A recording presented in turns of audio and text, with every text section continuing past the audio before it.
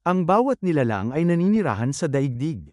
Ni Guru Besar Lankar ay the Buggis na bubuhay tayo sa isang panahon kung saan inilalarawan ng mga tao ang kanilang sarili bilang mga Dutch, Surinamese, Turkish, American, Chinese, Russian, French, o mga miyembro ng hindi mabilang na iba pang mga bansa. Marami ang may pagmamalaki na nagtataglay ng mga pagkakakilanlang ito. Nakikita nila ang mga ito bilang pinagmula ng koneksyon, kahulugan, at kasaysayan. Ngunit mayroong mas malalim na katotohanan na kadalasang nakakalimutan. Bago tayo naging Dutch, bago tayo naging Surinamese, bago tayo naging Europeo, Asyano, Aprikano, o Amerikano, iba tayo.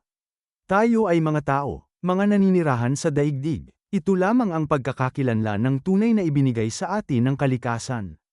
Hindi lumikha ng daigdig ng mga bansa. Hindi ito lumikha ng mga relihiyon. Hindi ito gumuhit ng mga hangganan. Hindi ito nagtanim ng mga watawat o sumulat ng mga pambansang awit. Walang kinikilalang pasaporte, nasyonalidad, at pagkamamamayan ang kalikasan. Kapag tinitingnan ng mga astronaut ang ating planeta mula sa kalawakan, hindi nila nakikita ang Netherlands, Suriname, o Turkey. Nakikita nila ang isang nabubuhay na mundo na lumulutang sa walang katapusang kalawakan. Lahat ng mga hangganan na alam natin ay mga kathang-isip lamang ng tao. Hindi sila umiiral sa kalikasan. Umiiral ang mga ito sa ating isipan. Hindi ito nangangahulugan na wala silang mga kahihinatnan. Sa kabaligtaran, ang mga tao ay nakipaglaban, nagdusa, at namatay para sa mga hangganan na hindi kailanman kinilala ng daigdig mismo. Ipinapakita ng kasaysayan ng sangkatauhan kung paano paulit-ulit na inaangkin ng mga makapangyarihang grupo ang mga teritoryo, sinakop ang mga tao, at pinalawak ang kanilang impluwensya. Mula sa mga sinaunang imperyo hanggang sa mga modernong estado, nakikita natin ang parehong mga pattern na paulit-ulit, pananakop, dominasyon, pag-aari, at kontrol. Halos bawat tao ay nakaranas ng mga panahon kung saan ito ay napasailalim sa kapangyarihan, at mga panahon kung saan ito ay gumamit ng kapangyarihan sa iba. Sa makatuwid, dapat tayong maging maingat sa pambansang pagmamalaki. Ano nga ba ang ating ipinagmamalaki? Mga digmaang hindi natin mismo nilabanan. Mga pananakop na hindi natin isinagawa. Mga gawa na naganap bago tayo isinilang. Ang tunay na pagmamalaki ay dapat magmula sa ating sariling mga kilos, sa ating sariling kontribusyon sa mundo, at sa ating sariling mga pagpili. Hindi mula sa aksidente ng kapanganakan. Walang sino man ang pumipili kung saan sila ipinanganak. Walang sino man ang pumipili ng kanilang unang wika. Walang sino man ang pumipili ng bandila kung saan sila ipinanganak sa mundo. Hindi ito mga tagumpay. Ito ay mga pangyayari. Sa paglipas ng mga siglo, natutunan ng mga nasa kapangyarihan na mas madaling pamahalaan ang mga tao kapag nakikita nila ang kanilang sarili bilang magkakahiwalay na grupo. Hatiin ang sangkatauhan sa mga bansa, tao, lahi, uri, at relihiyon, at mas magtutuon ang mga tao sa kanilang mga pagkakaiba kaysa sa kanilang ibinahagi ng sangkatauhan. Sa gayon lumitaw ang ideya ng tayo at sila. At ang ideyang yun ay nagbunga ng hindi mabilang na mga tunggalian. Kapag naniniwala ang isang tao na ang kanilang grupo ay nakahihigit sa iba, ang binhi ng pang-aapi ay naitatanim. Kapag itinuturing ng isang bansa ang sarili nitong nakahihigit, nagiging posible ang dominasyon. Kapag ang mga hangganan ay mas mahalaga kaysa sa buhay ng tao, nawawala ng moral na compass ang sangkatauhan. Paulit-ulit na ipinapakita ito ng kasaysayan ng mga digmaan, kolonyalismo, pang-aalipin, pag-uusig, at pagsasamantala. Walang taong lumalabas na ganap na walang kasalanan mula sa kasaysayan. Walang bansang nagtataglay ng isang walang kamali-mali na nakaraan. Sinumang nag-aaral ng kasaysayan ay tapat na natuklasan na ang sangkatauhan ay mas nagkakaisa sa mga pagkakamali nito kaysa sa mga pambansang tagumpay nito. Mahigit 2,000 taon na ang nakalipas, sa loob ng pag-iisip ng tao, lumitaw na ang pag-unawa na ang mga tao ay hindi lamang nabibilang sa isang bansa o lupain kundi sa esensya ay mga naninirahan sa mundo. Ang ideyang ito ay revolusyonaryo dahil naglalaman ito ng isang katotohanan na nananatiling may kaugnayan ngayon. Ang mga tao ay hindi kabilang sa isang bansa. Ang mga tao ay kabilang sa daigdig. Ang daigdig ay umiiral ang bilyong-bilyong taon bago pa man lumitaw ang unang tao. Malamang na magpapatuloy ito sa pag-iral ng bilyon-bilyong taon pagkatapos pumanaw ang huling tao. Gayunpaman, Kumikilos tayo na parang nagmamay-ari tayo ng mga bahagi ng planetang ito.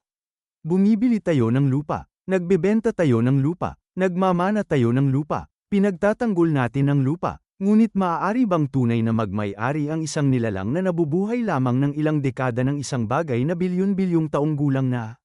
Hindi natin pag-aari ang daigdig. Pansamantala tayong dinadala ng daigdig. Hindi tayo mga may-ari, kundi mga panauhin. Hindi tayo mga pinuno, kundi mga ketiwala. Kapag tunay nating nakikita ang ating sarili bilang mga naninirahan sa mundo, nagbabago ang ating paraan ng pag-iisip. Ang mga digmaan ay hindi na nakikita bilang mga malayong problema. Ang kahirapan, pagkasira ng ekolohiya, at kawalan ng katarungan ay hindi na nakikita bilang mga problema ng iba. Nagsisimula tayong maunawaan na mayroon tayong isang kapalaran. Huminga tayo ng parehong hangin. Iniinom natin ang parehong tubig. Nabubuhay tayo sa ilalim ng parehong araw. Magkasama tayong naglalakbay sa sansinukob sa iisang marupok na planeta. Sa makatuwid, ang pinakamalaking hamon sa ating panahon ay hindi teknolohikal, kundi moral. Dapat tayong matutong mag-isip sa antas ng sangkatauhan sa kabuuan. Dapat tayong lumipat mula sa tribo tungo sa pandaigdigang komunidad. Mula sa pagkakawatak-watak tungo sa pagkakaisa. Mula sa dominasyon patungo sa kooperasyon. Hindi ito nangangahulugan na ang mga kultura ay dapat maglaho. Hindi ito nangangahulugan na ang mga wika ay dapat maglaho. Hindi ito nangangahulugan na ang mga tradisyon ay dapat maglaho. Ang pagkakaiba-iba ay nagpapayaman sa sangkatauhan. Ngunit walang kultura ang dapat maging mas mahalaga kaysa sa buhay ng tao. Walang bandila ang dapat maging mas mahalaga kaysa sa isang tao. Walang hangganan ang dapat maging mas mahalaga kaysa sa katarungan. At walang pagkakakilanlan ang dapat maging mas mahalaga kaysa sa ating ibinahaging sangkatauhan. Sa huli, lahat tayo ay babalik sa iisang daigdig. Ang daigdig na hindi ginawa ng sinuman. Ang daigdig na walang tunay na nagmamay-ari. Ang daigdig na nagdadala sa ating lahat.